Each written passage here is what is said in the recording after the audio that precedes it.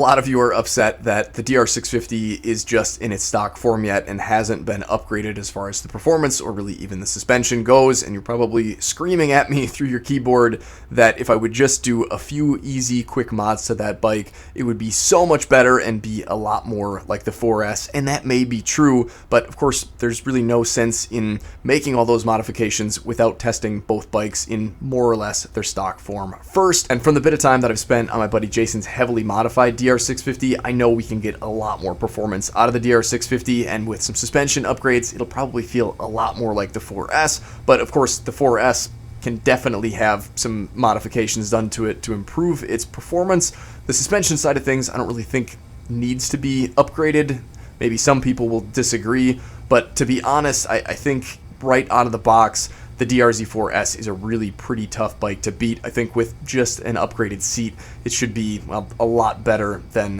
the DR650. Of course, there is quite the price difference like we talked about to begin with. So I would say take all that into consideration, decide what exactly you need these bikes to do, think about how much money you need to stick into either of them to get it to be to a point where it's going to make you happy. But then of course, always make sure you get a test ride on either of them. You can look at specs on paper all day and you don't really understand how these bikes feel and how they're going to work for you until you get out and throw a leg over them